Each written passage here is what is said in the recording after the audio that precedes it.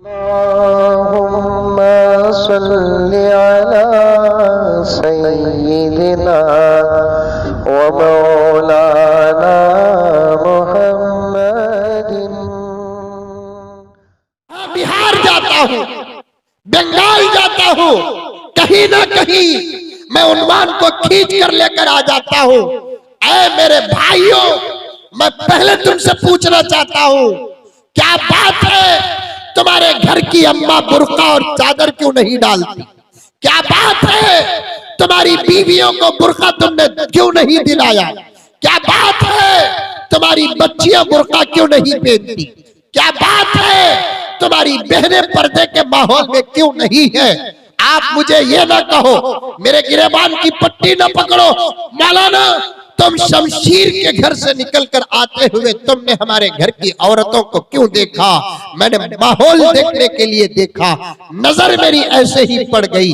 बात पहले भी मेरे पास आई है, आखिर मेरी इस रियासत की माएं और बहनें बुर्का क्यों नहीं पहनती? अल्लाह ने एक्स्ट्रा लिबास तुमको अता किया है, एक्स्ट्रा तोहफा तुमको अता किया है। ऐ मुसलमानों, मेरी बात को जाकर किसी भी मौलवी से पूछ लेना, थोड़ी देर के बाद मुल्क का एक बहुत बड़ा आलिम तुम्हारे सामने आने वाला है, अब्दुल्ला सालिम चक्रवर्ती। उससे भी तुम पूछ लेना कि बेंगलोर का ये दुबला पतला क्या बात सही कहा है कि गलत कहा है। कान खोल कर सुन लो, जिस औरत के पास पर्दा नहीं वो काबतुल्लाह के सामने भी नमाज पढ़ेगी, खुदा उसकी नमाज को कबूल नहीं करेगा। और कान खोल कर सुनो, अगर तुम्हारे घर की औरतें चाहे माँ के रूप में हो, चाहे बीवी के रूप में हो, चाहे बेटी के रूप में हो, चाहे बहन के रूप में हो, कान खोल के सुनना, दिल की तख्ती में बिठा लेना, दिमाग में बिठा लेना, कल क़यामत में उसके बुर्के का सवाल तुमसे भी होगा, उसकी चादर का सवाल तुमसे भी होगा, उसकी हया का सवाल तुमसे भी होगा। माना कि तुम नमाजी हो, माना कि तुम हाजी हो, माना कि तुम पटेल हो, माना कि तुम चौधरी हो, माना कि तुम सदर हो, माना कि तुम्हारे चेहरे पे आधे आधे मीटर की दाढ़ियां हो, माना कि तुम्हारे सरों में टोपियां वो इमामा हो, माना कि तुम दावत और तबलीग में बहुत ज्यादा वक्त लगाते हो, माना कि तुम औलियाउल्लाह से बेहद मोहब्बत करते हो, माना कि तुम सही हदीस और बुखारी के गुण गाते हो। इख्तलाफ का मौका नहीं है, क्योंकि पर्दा इख्तलाफ का मसला नहीं है। कान खोल कर सुनो, अगर तुम्हारे पास ये तमाम इबादतें हो और तुम्हारे घर की औरत बेपर्दा हो, तुम्हारी इबादतों को अल्लाह ताला बेकार कागज की तरह लपेट कर जहन्नम के घाट डाल देंगे और तुमसे पूछा जाएगा कि तुमने तुम्हारी माँ को बुर्का क्यों नहीं दिया, तुमने तुम्हारी बहन को बुर्का क्यों नहीं दिया, तुमने तुम्हारी बेटी को बुर्का क्यों नहीं दिया, तुमने तुम्हारी बीवी को बुर्का क्यों नहीं दिया। आज हमारी कौम की जवान बच्चियां अच्छे अच्छे जरबर्द के कपड़े पहनकर, होठों पे लिपस्टिक लगाकर बाहर जाती है। गांव का नाम भूल रहा हूँ, सामने बैठा हूँ, डंके की चोट में सीना ठोक कर कहता हूँ कि तुम्हारे घर की औरतों पर अगर गैर नजर डालता है, क्या तुमको गीरत नहीं आती, तुमको शर्म नहीं आती, तुमको हया नहीं आती? कहाँ गई हया? अबू बकर की हया कहाँ गई? उमर की हया कहाँ गई? उस्मान की हया कहाँ गई? अली की हया कहाँ गई? तुमको गुस्सा क्यों नहीं आता? तुम्हारी दौलत पर दूसरों की नजर पड़े गुस्सा आ जाता है, तुम्हारी गाड़ी को दूसरा देखे गुस्सा आ जाता है, तुम्हारे घर को दूसरा देखे गुस्सा आ जाता है, तुम्हारे दुकान को 4-5 मर्तबा कोई देखे तुमको वहम आ जाता है, नजर लग जाएगी। लेकिन तुम्हारे घर की औरतों को मुसलमान भी देख रहा है, गैर मुस्लिम भी देख रहा है, कहा जाती है क्या इसी का नाम इस्लाम है? क्या इसी का नाम ईमान है? क्या यही है कुरान रखने वाले? क्या यही है कुरान पढ़ने वाले? क्या यही है अल्लाह को मानने वाले? क्या यही है मोहम्मद रसूलुल्लाह को मानने वाले? क्या यही वो मुसलमान है? कल इस्लाम पर कोई हमला करे तो सामने आकर शहादत का जाम पीने वाले। कान खोल कर सुन लो, बंद करने के लिए कह दो, मैं तकरीर बंद कर दूंगा, आइंदा आने की मुझे कोई जरूरत नहीं, बुलाने की कोई तवक्को नहीं, साफ साफ बात करना चाहता हूँ, बहुत साफ साफ बात करना चाहता हूँ, डंके की चोट पे बात करना चाहता हूँ, तवज्जो चाहता हूँ इस जुमले पे। वो क्या खाक मुसलमान होगा जो इस्लाम की हिफाजत करेगा, मस्जिदों की हिफाजत करेगा, मदरसों की हिफाजत करेगा।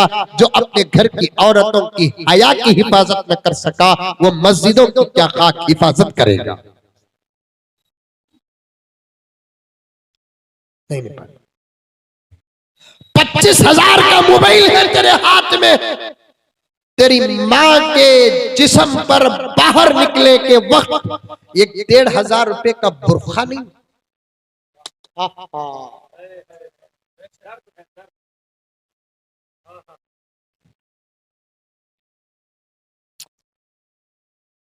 ये स्टेज में बैठे हुए उलमा है किसी मर्द को ये हिम्मत कि इनके घर की 10 साल की बेटी पर नजर डाले?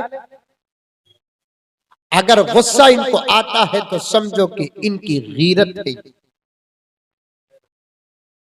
हमारी बच्चियां हैं, इज्जत इज्जत कुत्ते भोगने शुरू कर दिए, हमला कब करेंगे पता नहीं। और इन कुत्तों के सामने खूबसूरत गोश्त पेश करने वाले हम। याद रखो, क्या गांव का नाम? हंसरपुर। कान खोल के सुनो, कल कोई दुश्मन, मैं कान पकड़ता हूं, हाथ जोड़ता हूं, मैं तकरीर नहीं कर रहा हूं, तुम्हारा सोया हुआ ज़मीर जगा रहा हूं। मेरे अल्फाज सुनो दर्द के साथ। ये पर्दे में बैठी हुई इज्जत तुम्हारी नहीं मेरी भी है। ये पर्दे में बैठी हुई आबरू तुम्हारी नहीं मेरी भी है। ये पर्दे में बैठी हुई माए तुम्हारी नहीं मेरी भी है। ये पर्दे में बैठी हुई बहनें तुम्हारी नहीं मेरी भी है। ये पर्दे में बैठी हुई बच्चियां तुम्हारी नहीं मेरी भी है। मैं आज तो खुदा से ये दुआ कर रहा हूं कि मौला मुज़म्मिल को इतनी ताकत दे दे कि मैं हर बहन को कम से कम बुरखा तो तोहफे में दे दूं। मैं इतना बड़ा आदमी नहीं, छोटा सादा सीधा, कहीं जाता भी हूं तो मेरे रब की कसम में सवाल तक नहीं करता, नहीं। लेकिन याद रखो, हमारी माँ और बहनों को बुरखा दे दो, हमारी बच्चियों को बुरखा दे दो। क्यों?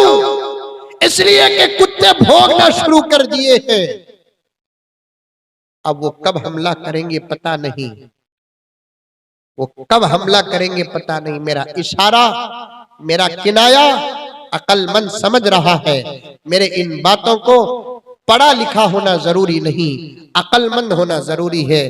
पर्दे में बैठी हुई, मैंने एक जगह पर पढ़ा, एक वली कामिल फरमाते हैं, वो औरत जो किसी मर्द को देखने का मौका देती है, दिल खैराबादी साहब, शायद आपका दिल भी संभल नहीं पाएगा, आपका दिल भी संभल नहीं पाएगा। मैं भी आपके आशिकों में से हूं।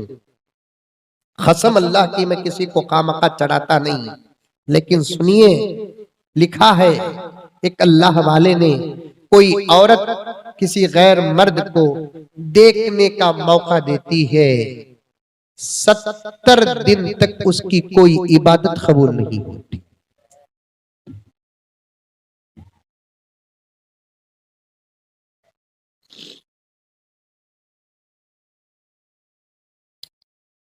हाय, हमारी गीरत मर गई, हमारा शर्म।